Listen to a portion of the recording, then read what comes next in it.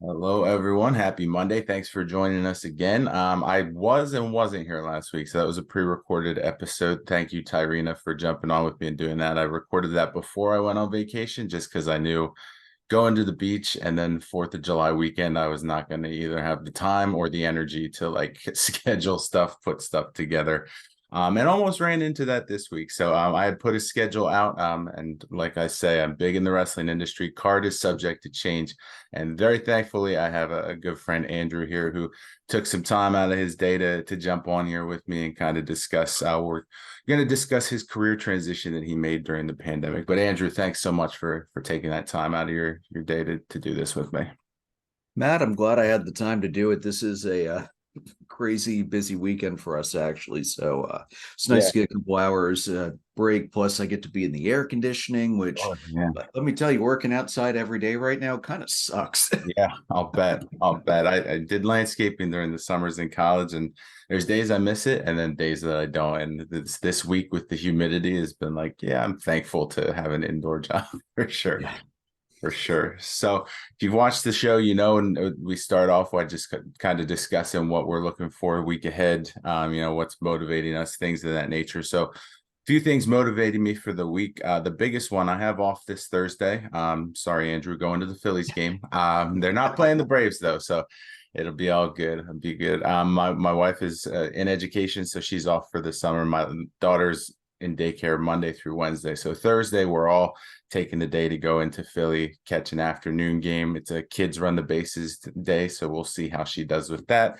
If she Nice. wants to, it's supposed to be pretty hot Thursday, so she might not even have any interest in being in the sun by that point in the day, but we'll see. And then later on that day, a family gathering.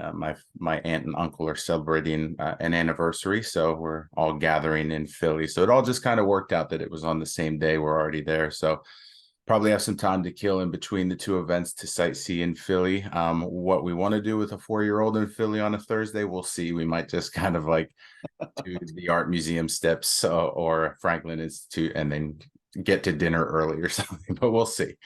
So that's the biggest thing motivating me. The other big thing motivating my wife and I are big movie people, but ever since we've had our daughter, we don't frequent the theater as much as we used to. We used to go once a week. Now it's maybe once or twice a year. And this coming Saturday is one of those two times. So Barbie's coming out, Oppenheimer's coming out. We are doing the Barbenheimer thing. So Barbie first, then lunch, and then we're gonna ruin our days with Oppenheimer because I've heard it's gonna be soul crushing. So looking forward to that, I guess. But we have a sitter. Very grateful to mother-in-law for doing that.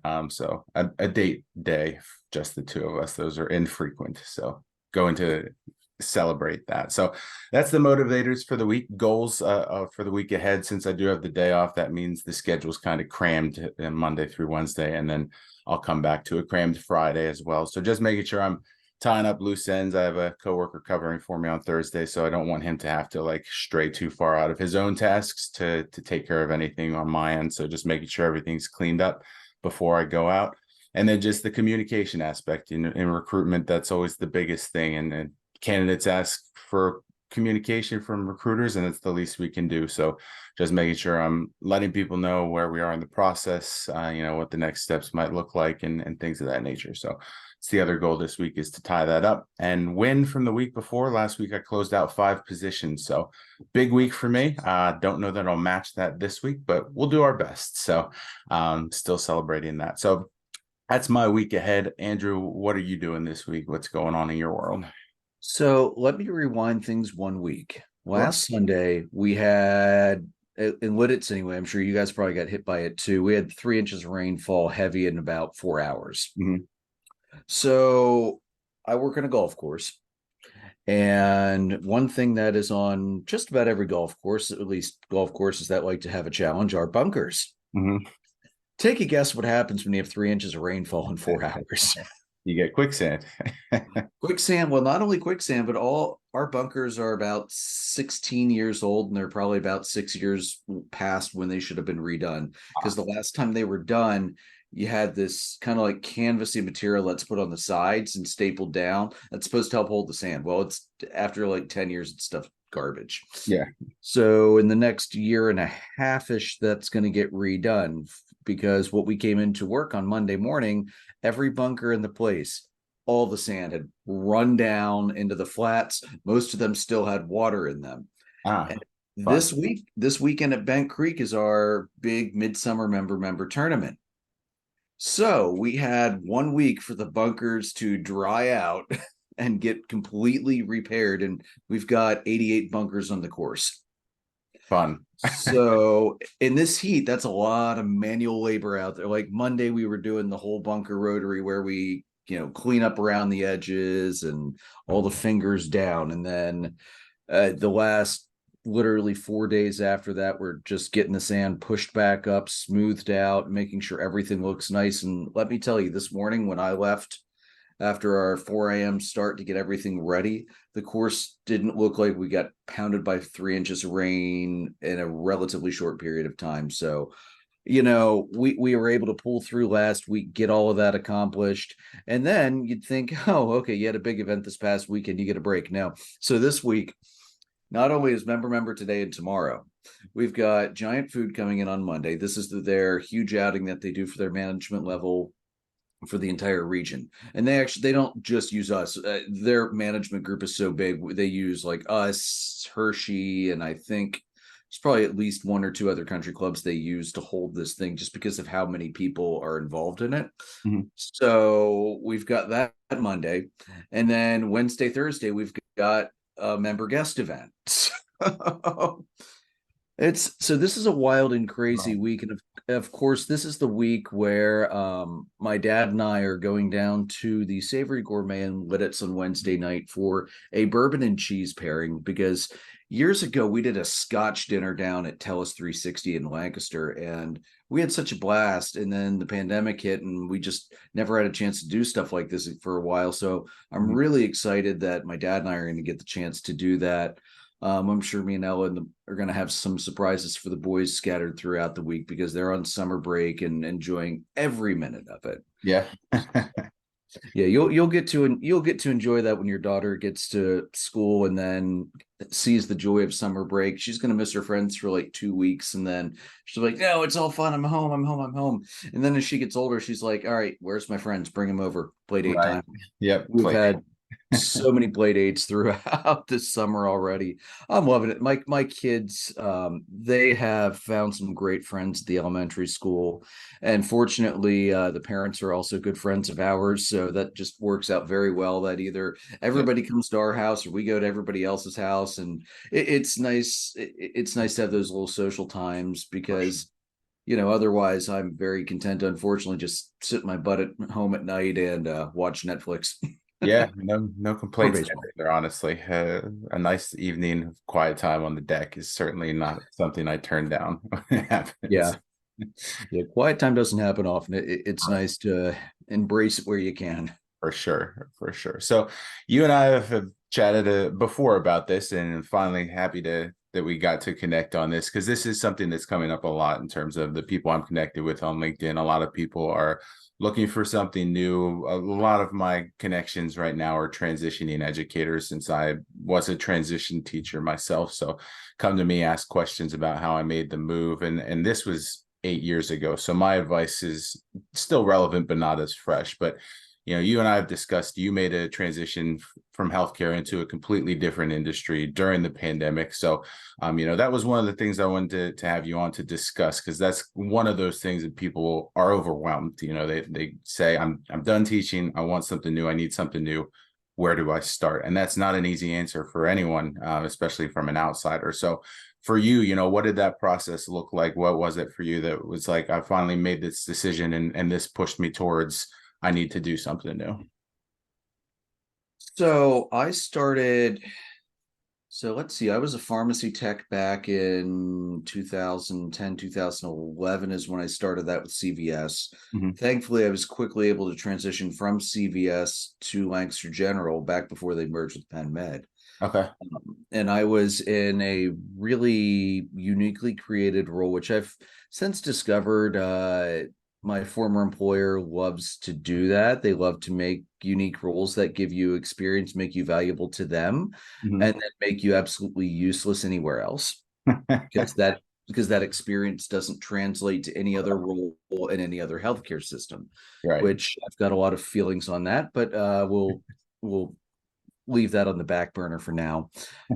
I was a guy, I used to love going into work down at LGH. I loved helping. One thing that stayed constant, I always loved helping my patients. Mhm. It was especially after we merged with Penn Med, and the atmosphere of the jobs changed from a very LGH used to be a very employee friendly place to work for, Okay. and with Penn Med it became a very corporate atmosphere. Okay. A lot of the old leadership has either since resigned, retired, or subtly moved out and transitioned to other places. Mhm. And I personally, I think the current CEO was a terrible choice, and that's about as far into that as I'm going to reach, Mhm. based on the email communiques I saw and conversations I had with people who have had conversations with him. I was thankfully not high enough up the totem pole for him to really ever, you know, meet me or talk to me. And that's probably for the best, because if you ask for my opinion, I'm generally going to give it to you pretty straight. I don't Right.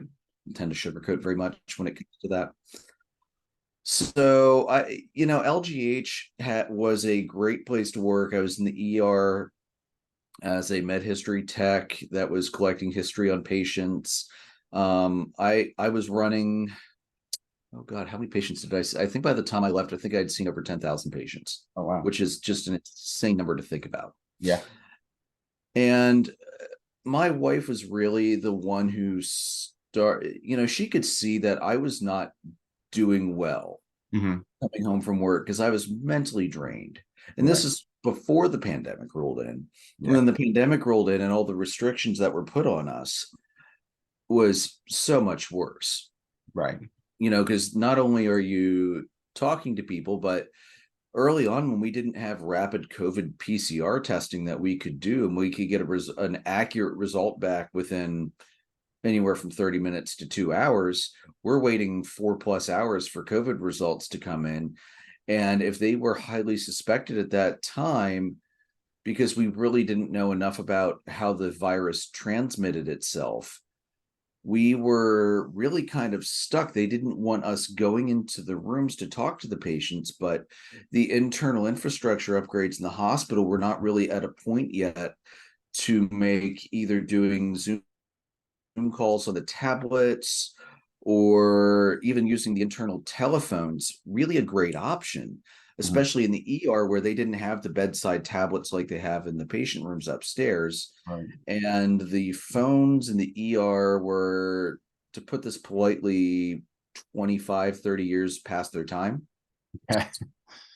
Now I will admit I have not been back into the ER since all the renovations have been completed, but from the pictures my former coworkers have showed me, it's beautiful, and that would not be a problem today. Okay. But we didn't know anything about it back then, and Right. like I would get home from work, strip down in the driveway, jet straight upstairs to thoroughly scrub and shower myself off, because again, we didn't know how it transmitted. We didn't know if it would come home with us on our scrubs. We didn't know how many people were lying to us when they said, "Oh, I have had no exposure to COVID," just so that they could be in the hospital with their loved ones. Mhm. Which I understand why people would do that. I'm not, Yeah. if you're not actively symptomatic, I get it. Yeah. When you're coughing and hacking up a lung like you've had the worst flu in the world, you're not helping anybody stay home. Right.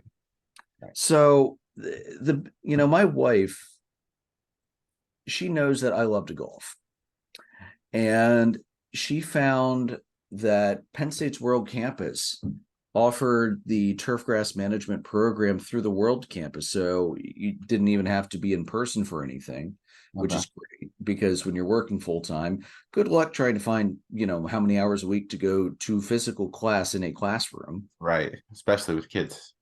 Ugh, I just, yeah. And especially because the turf program is primarily offered in classroom, I believe, up in Maine. Oh, yeah. because that's where all the turf grass research is taking place up on the fields that are actually ironically next to the Blue Band field, Okay. which is one of the IM fields now. Or during football season, it's the Blue Band's field for about 4.5 hours, and then it's parking. Sure. Because I did that way back when in fall of '06 as well. That was hell of an experience the first time through. Yeah. But she found the program, and the thing that she liked about the program when she was, because she's my wife is one of those people who will always do very, very thorough research on anything Mhm. before she's going to make a call. She is not one who likes to be forced into snap judgment decisions if she can help it. She wants Okay. that little bit of wiggle room, a little bit of time. Sure. That's also why in times of crisis management, I tend to be the better person to listen to Right. through the immediate worst part of the first part of the crisis until we have time to get things to a more level area. And then, we split that back up again. Yeah. But the nice thing she liked about the program is not only does it prepare you for golf, but it also prepares you for any type of sports turf management, whether it's football, baseball, soccer, anything. You could work for your local school district maintaining their athletic fields, things like that. Okay. So although it's geared towards golf, it's open to everything. Gotcha. So that was, I left just short of 1 month shy of 10 years at LGH. I had just started classes, and I wasn't really looking to leave already, but I saw that Bent Creek had an opening for an assistant superintendent. And I'm like, I'm like, I'm not ready for a job like this. Hmm. That's really not probably the right choice for me yet. Right. But she pushed me and said, you know what, go in for an interview, see if you like the vibe there, see if just even just to get the experience of what they would ask you for the future. I was Hmm. like, okay, that makes a lot of sense. Yeah. So I went in and I interviewed with our course superintendent, Steve, and the assistant superintendent, Kristen. And although I had a great interview with them, and although they wish they could have given me that job, the lack of experience on a golf course, the fact that I was still taking classes, so I wasn't even, I don't even have a certificate or anything done yet. They were like, we can't give you the assistant job, and yeah, fully understand that. Right. But what they were able to offer me was the opportunity to come onto the crew as a groundskeeping member to learn what it's like to maintain a golf course, because you think it's just mowing grass, but there's so much more behind it than just mowing grass. There's so many other tasks that you wouldn't even think that you have to take care of.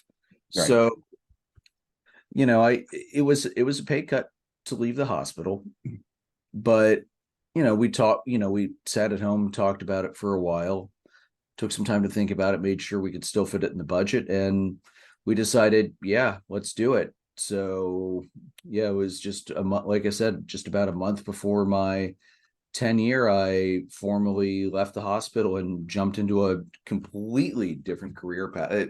It probably was about as far of a 180 as you can go from healthcare. I did it. Yeah, absolutely.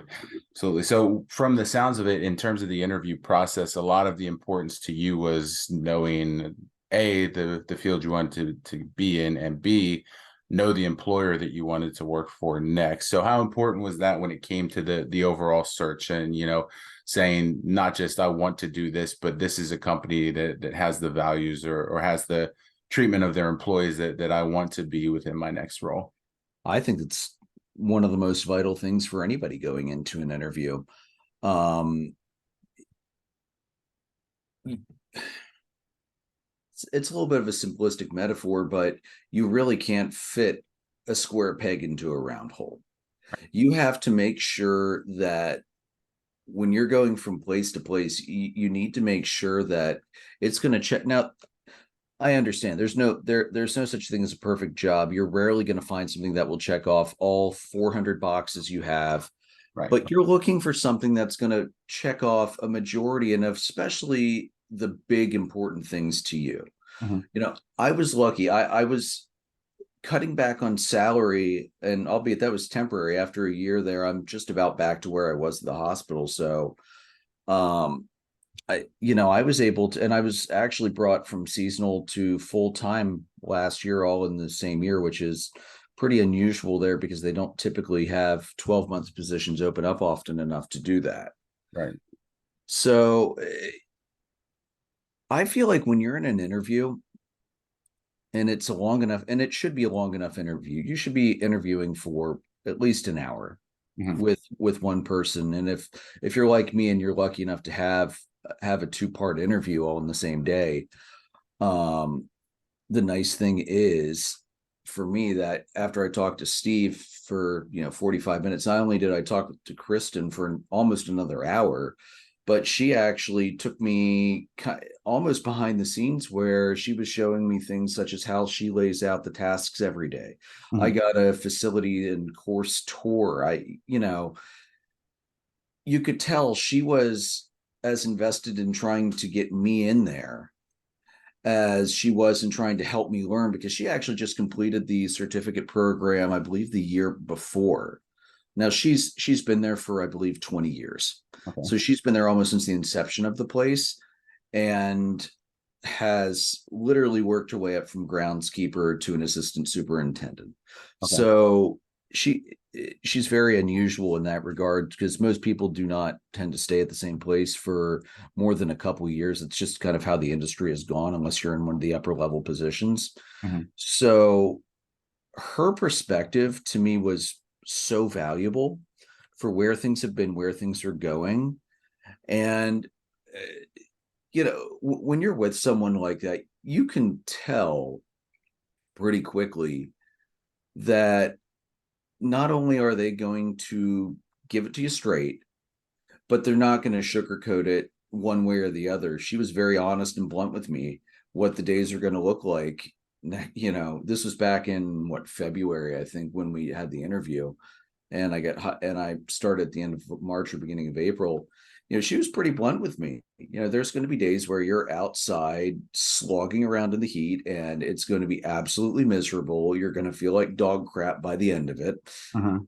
But by the end of the summer, when your body gets accustomed to being outside, other than the fact that you're pretty much going to be pounding water all day, every day for the entire summer, which, let's be real, is a good thing for your body anyway. Right. Yeah. She said you're gonna drop a ton of weight, which I did. I dropped 30 pounds last year, which is crazy to think about. Yeah. Um, I feel like I'm in better physical shape than I've been, just because I don't have a choice not to. Even when I'm sitting on a mower, which I would call a relatively light day, like if I'm mowing rough, you tend to be out there most of the day sitting on your mower. You're only getting off your mower to move obstacles out of the way, like the ball washer, things like that. Yeah. And then you put them back, and then you sit back down and you don't get up again for a while.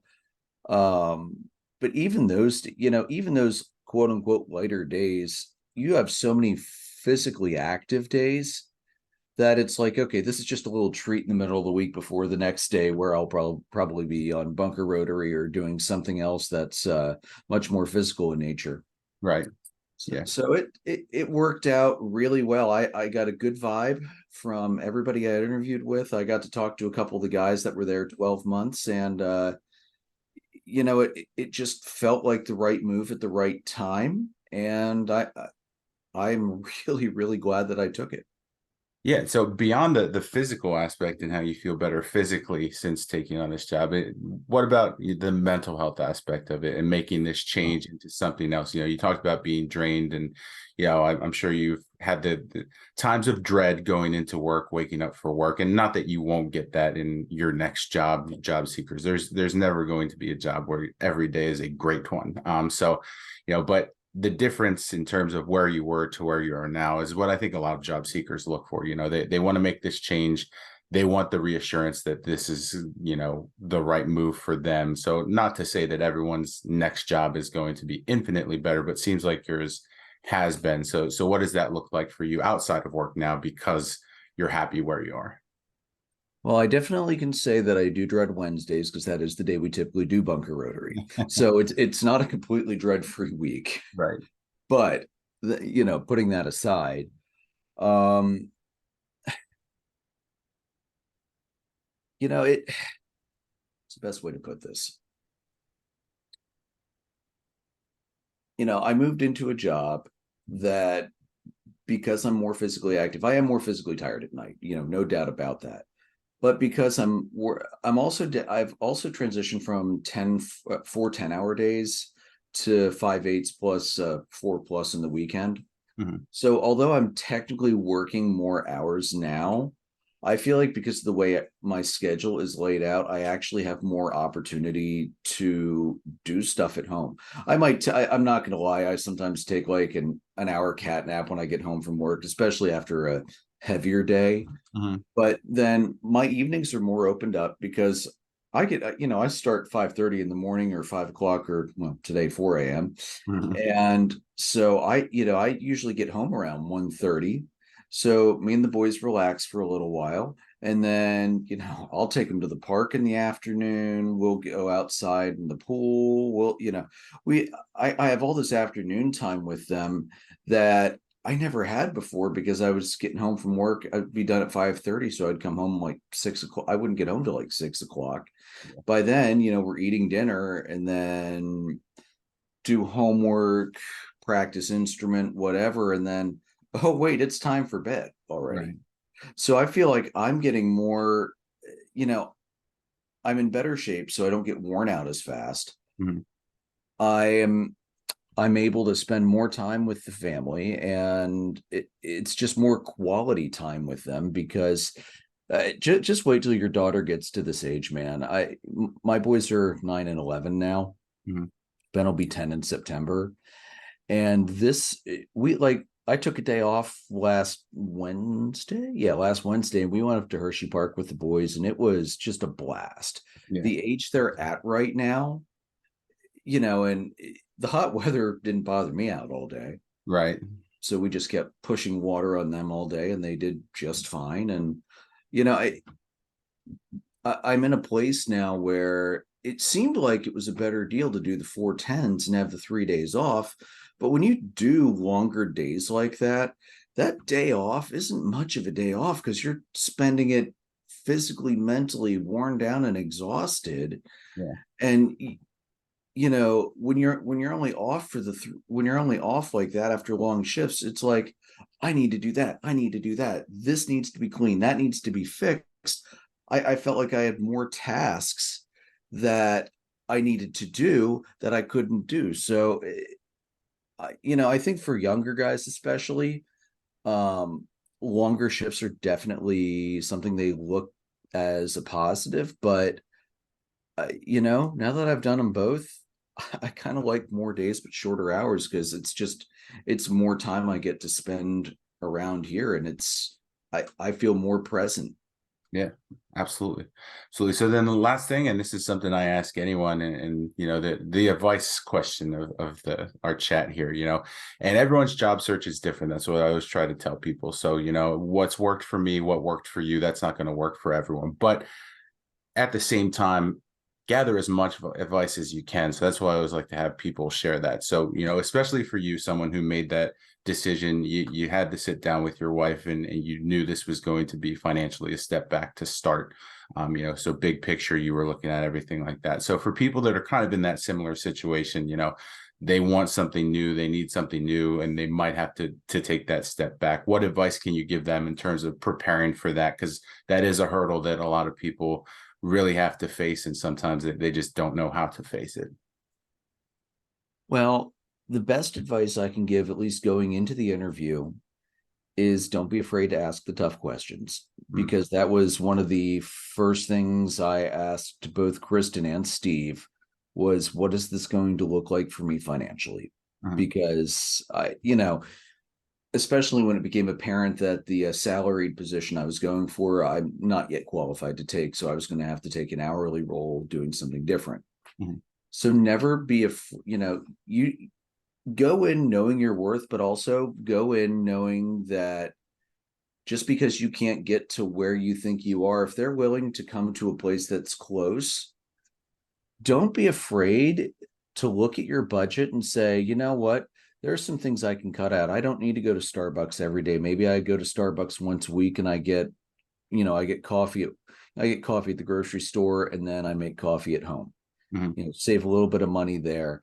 You know, there are there are so many ways that people can say, because I think money is probably one thing that really scares a lot of people from moving. Mhm. And I think the other thing that scares people from moving from jobs is job security.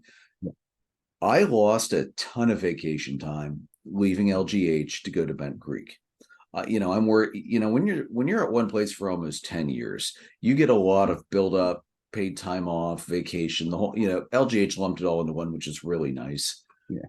Um, so I've had to work that all the way back up from the beginning. And you know what? That's okay, because sometimes it's more important to let go of what you think is a security blanket, but that blanket is actually trying to suffocate you. Mhm. Don't the best advice, the best way I can put this, if you're this close, if you're on the fence and it's only a couple things that are back and forth either way, make the leap. Just do it. Not to steal Michael Jordan's slogan with Nike, but just do it, because if you do, if you're too paralyzed to make a choice, the answer is always going to be no. Yeah. The only way you're going to know if the answer could be a yes is if you just do it, just try it. And some jobs now that I've noticed, they'll let you come in and shadow for a little bit ahead of time, off the clock as a non-employee, even if you have the opportunity to do that, because I know for people that are more anxious, that's probably a nice way to ease into it, see if you like it, Mhm. and then feel like you're more informed to make that choice of whether to take the leap or not. Right. But let's be real. My kindergarten teacher said this. I think it was my kindergarten, and I also had her in second grade. She said, "Never second guess your gut. Your gut's going to lead you right more often than it's going to lead you wrong." Mhm. So if you're 50-50, if you're not, if there's a couple things you're not sure about, just try it, take the leap, just do it. And you might be pleasantly surprised. And it may crash and burn too.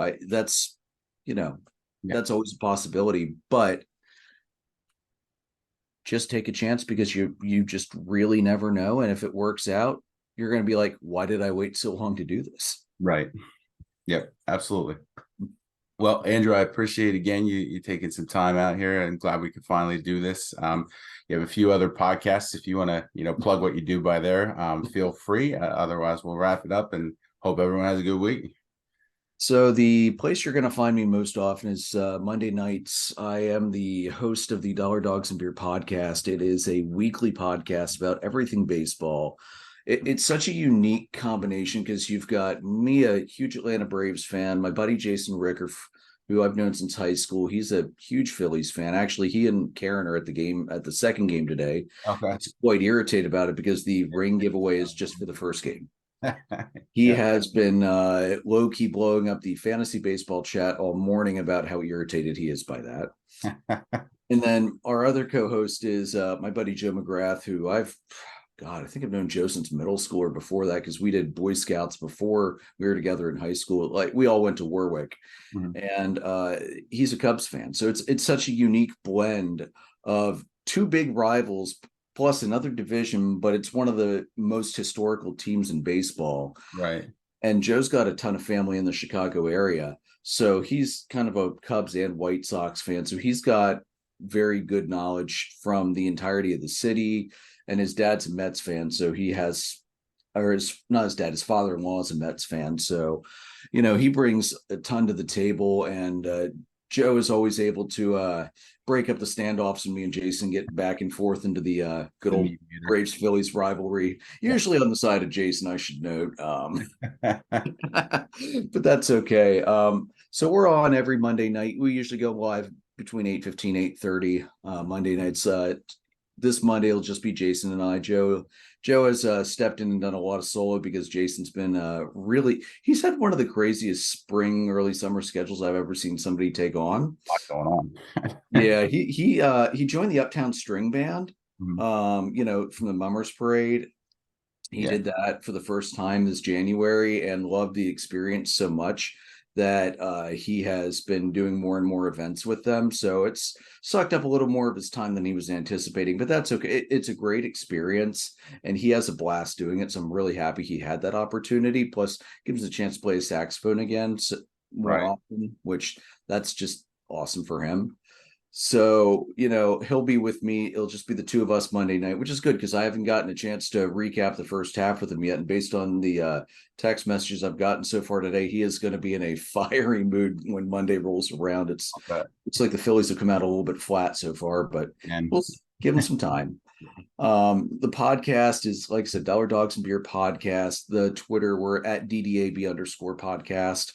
I'm on Twitter as well at Pyrolord314. I don't really use it a ton anymore because Twitter has kind of turned into a political cesspool and quagmire. yeah, And I haven't had time to set threads up yet, although my wife has been encouraging me to do so. So I will probably work on that this weekend to okay. get both myself and the podcast over there. Well, I need to get the podcast over there anyway. Silly not to have the exposure. So that's Yeah. what I'm doing. Sometimes I hop on with Jim for Huddle Up as well. Mhm. I know he likes to bring us on at the end of the year to do the final baseball wrap, and he's hopped on with us as well a couple times. Talk So, off those. so that's yeah, that's pretty much what's been keeping me occupied lately. That's the other nice thing about this job. I get home early enough that if I didn't have time to finish the write up on Sunday, I have time Monday when I get home from work to finish it up. Yeah, for sure. For sure. Well, again, thanks for joining. I hope everyone who's watched has enjoyed it, gathered some good information. Have a good week ahead, and we will talk to you next Monday.